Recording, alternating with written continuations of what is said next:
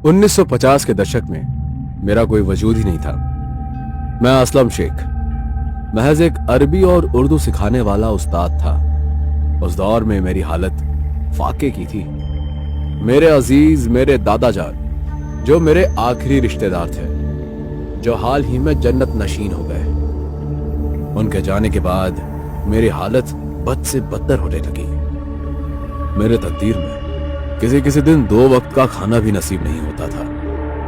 मैं एक नौजवान था और मेरी गुजर बसर दूसरों के रहमो करम पर थी। एक दिन मैं अपने दादा जान के कमरे में ऐसी कुछ चीजें ढूंढ रहा था कि जिसे बेचकर मुझे कुछ पैसे मिल सके, जिससे मेरा गुजारा हो जाए। पर उस वक्त मेरे हाथ एक ऐसी किताब लगी जिसने मेरी किस्मत ही बदल दी। वो किताब फारसी में थी और मेरे मरहूम दादा जान ने मुझे अरबी और उर्दू जुबान के साथ साथ फारसी भी सिखाई थी। उस किताब के पहले पन्ने पर मेरे दादा जान का नाम लिखा हुआ था और पन्ना पलटते ही मैंने जो पहला लफ्ज पढ़ा वो हमजाद था। हर इंसान का अपना हमजाद होता है, वो हमजाद जो उसके साथ पैदा होता है। हमजाद बहुत ही ताकतवर एक रूह होती है जो अपनी ताकत से नामुमकिन चीजें मुमकिन कर सकती है। अगर किसी ने अपने हमजाद को अपना मुरीद बना लिया तो वो गुलाम की तरह उसका हर हुक्म बखूबी निभाएगा। वो तुम्हें दौलत, शोहरत और दुनिया के सारे ऐश और आराम, वो सब कुछ पल भर में आपके सामने ले आएगा। एक मर्तबा पढ़ते पढ़ते मैं उछल पड़ा। उसमें लिखा था कि हमजाद को कब्जे में किया जा सकता है और तमाम ख्वाहिशें पूरी की जा सकती है। मैं ऐसी ही किसी तलाश में था जो मुझे अपनी गुर्बत से बाहर निकाले, लेकिन हमजाद को पाने के लिए एक मुश्किल अमल करना था। मैंने अपने एक दोस्त से पैसे उधार मांगे, जिससे मैंने 21 दिन का राशन भर लिया। अमल के दौरान मैं एकदम सादा खाना ही खा सकता था। यह अमल 21 रातों का था। हर रात 12 बजे मुझे एक रोटी बनानी थी और चिराग को देखकर वो अमल करना था, और 3 बजे के आसपास वो रोटी मुझे गांव से दूर एक पेड़ के नीचे रखानी थी। और चाहे जो भी हो, मुझे मुड़कर नहीं देखना था। पहली रात जब मैं रोटी रखने गया तो मुझे लगा जैसे कोई लंबा चौड़ा इंसान मुझे देख रहा हो, पर मुझे अमल की हिदायत याद थी। मैंने मुड़कर नहीं देखा। अगली रात मैंने सब कुछ पहले जैसा ही किया, और मैं जब रोटी रखकर मुड़ा तो मेरे कानों में एक आवाज ने दस्तक दी। असलम मियां, हमसे खफा हो क्या असलम मियां? हमारी तरफ एक बार नजर तो फेरो। यह आवाज मेरे दादा जान की थी, जिनका पहले ही इंतकाल हो चुका था, इसलिए मैंने पीछे मुड़ के नहीं देखा। किताब में लिखा था कि हमजाद फरेब करता है, और अगर कोई उसके फरेब में फंस गया तो वो कभी भी हमजाद का मालिक नहीं बन पाएगा। इसलिए मैं चुपचाप अपने घर की ओर बढ़ गया। इसके बाद हर रात जब मैं रोटी रखने जाता था तो मुझे अजीब व गरीब आवाजें, परछाइयां दिखाई देती थी। एक रोज तो मैंने एक औरत की चीखने की आवाज तक सुनी, पर मैं समझ चुका था कि यह सब बस फरेब है। आज अमल का 20वां दिन था। मैं रोज की तरह चिराग को देखकर अमल कर रहा था। कमरे में बस इसी चिराग की रोशनी थी, और अचानक मुझे जमीन पर मेरी परछाई के बगल में एक और परछाई दिखाई दी। यह परछाई हूबहू मेरी परछाई की तरह ही थी। हमारी तरफ नहीं देखोगे असलम? असलम, देखो हमारी तरफ। वो बार बार मुझे अपनी ओर देखने को कह रहा था, पर मैं जानता था कि यह सब उस हमजाद का फरेब था। अगर मैं उसकी ओर देखता तो वो हमेशा के लिए आजाद हो जाता, जो मैं हरगिज नहीं चाहता था, क्योंकि मुझे अपनी जिंदगी बदलनी थी। उस रात पूरा समय वो मेरे बगल में था, मुझे बार बार डराने की कोशिश करता रहा।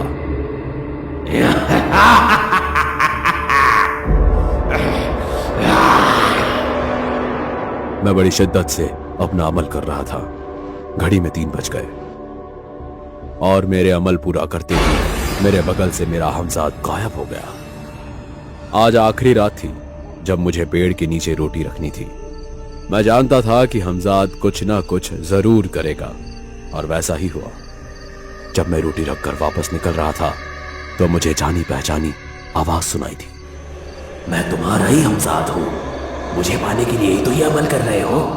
लो, मैं तुम्हारे सामने खड़ा हूं, चाहो तो मुझे अपने साथ घर ले चलो। मैं हमजाद की बातों में आने ही वाला था, पर उस वक्त एक तेज हवा के झोंके के साथ उस हमजाद का तिलिस्म टूट गया और मुझे होश आ गया। मैं समझ गया कि यह हमजाद फिर से मेरे साथ फरेब कर रहा है और मैं बिना पीछे घूमे अपने घर लौट आया। उस पूरी रात मुझे ऐसा लगा जैसे मुझे कोई घूर रहा है, पर मेरे कमरे में कोई था ही नहीं सिवाय उस चिराग के। अगली रात आई और यह अमल की आखिरी रात थी। मैंने रोज की तरह अमल पढ़ना शुरू कर दिया। मेरे कमरे में ऐसा महसूस हो रहा था जैसे कोई तूफान आ रहा हो। अचानक तेज आंधी चलने लगी। कमरे का दरवाजा अपने आप पटक रहा था। मैंने फिर भी अमल से अपनी नजर नहीं उठाई। एक वक्त ऐसा आया कि मुझे ऐसा लगा चोर को घसीटता हुआ मेरे सामने ले आया। मेरा पुराना दोस्त भी ये देखकर हैरत में था।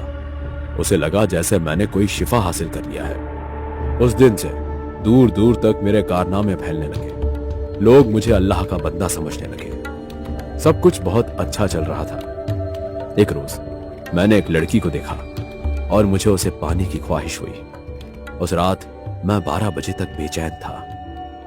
तभी हमजाद मेरे सामने आया। मैंने उससे पूछा, बताओ क्या बात है? मैंने तो तुम्हें नहीं बुलाया। मैं तुम्हारा ही जिस्म फरीक हूं, तुम्हारी बेचैनी समझता हूं। तुम्हें वो लड़की चाहिए, अभी उसे तुम्हारे सामने हाजिर करता हूं। पर मैं उसे कैसे मनाऊंगा? फरेब से झूठ सोच कर रखो। हमजाद गायब हुआ और जब वो लौटा तो वो लड़की मेरे बिस्तर में थी।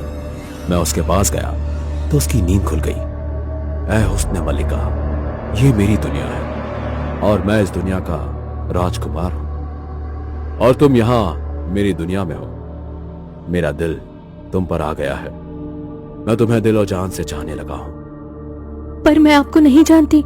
मेरी आपसे गुजारिश है, मुझे वापस मेरे घर भेज दो। आज रात तुम मेरी मल्लिका बनोगी। तुम्हारे खूबसूरत बदन ने मुझे तुम्हारा आशिक बना दिया है। अगर तुम चाहो तो मैं तुम्हें तुम्हारे घर वापस भेज सकता हूं, पर एक रात मेरे साथ बितानी होगी। मुझे यकीन है कि तुम्हें मेरी मल्लिका बनना पसंद आएगा। वो लड़की शर्मा गई। मैं समझ गया कि वो मेरी बातों में फंस गई और उस रात मैं उसके साथ हम बिस्तर हुआ। अगली कई रातों तक मैं हमजाद से उसे बुलवाता रहा, पर एक दिन उस लड़की के पांव भारी हो गए। वो मेरे बच्चे की मां बनने वाली थी, इसलिए उसकी तरफ से मुंह मोड़ लिया और हमजाद से किसी और लड़की को लाने के लिए कहा। और इसके बाद हर रात मैंने कई हसीनाओं के साथ रात गुजारी। धीरे धीरे मेरे शहर की कई लड़कियां मेरी वजह से पेट से हो चुकी थी। मैं डर गया कि मेरा राज कहीं सबके सामने ना आ जाए। मैंने हमजाद को हुक्म दिया कि शहर के बाहर की लड़कियों को लाओ। एक रात हमजाद ने लखनऊ के नवाब की शहजादी को मेरे सामने पेश किया, पर जैसे ही मैं उसके पास गया तो शहजादी ने मुझे धक्का देकर खुद से दूर कर दिया। दूर हो जाओ हमसे। तुम्हारी हिम्मत कैसी हुई मुझे यहाँ लाने की? क्या तुम नहीं जानते कि हम लखनऊ की शहजादी है? पर अब आप हमारी मल्लिका है और आप पर सिर्फ हमारा हक है। ऐसा नहीं हो सकता, क्योंकि हमारे अब्बू ने हमारी शादी मकसूद अहमद के साथ तय कर दी है और उनकी जुबान ही हमारी जिंदगी है। मकसूद अहमद ही हमारे शौहर है। हम आप पर जोर जबरदस्ती नहीं करेंगे, लेकिन हर रात आपको यहाँ उठा लाएंगे जब तक आप हमें खुद से अपना नहीं लेते। शहजादी साहिबा हमें घूरती रही और ऐसे ही रात सूखी सूखी बीत गई। सुबह हमने हमजाद को हुक्म दिया शहजादी को वापस उनके महल में छोड़ाए। शहजादी ने सारा वाकया अपने अब्बू जान से फरमाया और उन्होंने ये उनके मौलवी को बताया। मौलवी समझ गए कि ये किसी पहुंचे हुए इंसान का काम है। मौलवी ने शहजादी के कान में कुछ कहा, पर यह बात मेरा हमजाद सुन नहीं पाया। जी मौलवी साहब। पर क्या कोई तरीका नहीं जिससे उस बेमुरवत इंसान को पकड़ा जा सके? यही एक तरीका है नवाब साहब, आप मुझ पर यकीन रखें। शहजादी पर एक आंच तक नहीं आएगी। उस रात मैंने हमजाद को फिर हुक्म दिया शहजादी को लाने के लिए, और पल भर में शहजादी मेरे सामने थी। मल्लिका हुस्न, कैसी हैं आप? अब तक तो अच्छे थे, पर अब पता नहीं क्या होगा। वही होगा जो आपको मंजूर होगा शहजादी। अच्छा, क्या आप हमारे लिए मिठाई मंगवा सकते हैं? हमने कनीस को मिठाई लाने ही कहा था कि आप हमें यहाँ ले आए। जैसा हुक्म। जाओ, जो शहर की सबसे बढ़िया मिठाई हो ले आओ। मेरा हमजाद पल भर में शहर के सबसे अच्छे पेड़े ले आया। शहजादी ने 2-3 पेड़े अच्छे से खाए और फिर बिस्तर पर लेट गई। हमें बिना हमारी इजाजत के छूना तक नहीं। जी शहजादी। उस रात भी मैं शहजादी को देखता ही रह गया। अगली सुबह हमजाद शहजादी को वापस उनके महल छुड़ाया। अगली रात मैंने हमजाद को फिर शहजादी के पास भेजा, लेकिन इस बार हमजाद खाली हाथ वहां से लौट आया। तुम खाली हाथ क्यों? और शहजादी कहां है? मेरे आका, मैं शहजादी के करीब ना जा सका क्योंकि उसके आसपास हिसार खिंचा गया है। अगर मैं उनके करीब गया तो पूरी तरह खत्म हो जाऊंगा। मुझे 2 रातों से किसी औरत का जिस्म नहीं मिला था। मैं बेचैन था, इसलिए मैंने हमजाद से किसी और लड़की को लाने के लिए कहा और एक भूखे शेर की तरह मैं उस लड़की पर झपट पड़ा। मैं इस बात से अनजान था कि मौलवी ने मेरे शहर की मिठाई देखकर ही मेरे बारे में सब पता कर लिया था। यहां मैं हुस्न का लुत्फ उठाने में मशरूफ था और वहां मौलवी साहब मेरी शख्सियत मिटाने में। अचानक मेरे दरवाजे पर जोर जोर से ठक ठक हुई। मैं चिढ़ गया और अपना लिबास पहनकर दरवाजा खोलने गया। इतनी रात में किस मनहूस की मौत आई है? देखा कि मेरी मौत का पैगाम लिए हुए कुछ आदमी सामने खड़े थे। वो मुझे कत्ल करने आए थे, जिनके हाथों में हथियार नजर आ रहे थे। पकड़ो इसे, ये बचने ना पाए।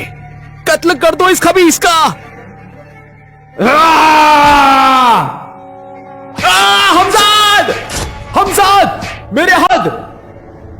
मैं अपने हमजाद को आवाजें लगा रहा था, पर वो मुझे बचाने नहीं आया। मुझे ध्यान आया कि मैं उस वक्त नापाकी की हालत में था। मैं अपनी जान बचाकर दूसरे कमरे की ओर भागा। वहां मैंने पानी से भरा एक कलसा देखा। उस कलसे में इतना ही पानी था कि उससे सिर्फ मेरा सर ही भीग सका। मैं जैसे ही दूसरा कलसा उठाने लगा, उतने में एक शख्स ने आके मेरी गर्दन पर चाकू घुमा दिया और मेरी गर्दन हद से अलग हो गई। मैं तड़प रहा था। हमजाद! तभी वो मौलवी मेरे सामने आया। नापाकी में तुम्हारा हमजाद तुम्हारे पास नहीं आएगा। अब तुम जाओ, दोज़ख की आग में चलो। बेमुरव्वत इंसान, तुमने अपने हमजाद का ऐसा गलत इस्तेमाल किया। मर जाओ खबीस। मैं हमजाद की शर्त कैसे भूल गया। हमजाद!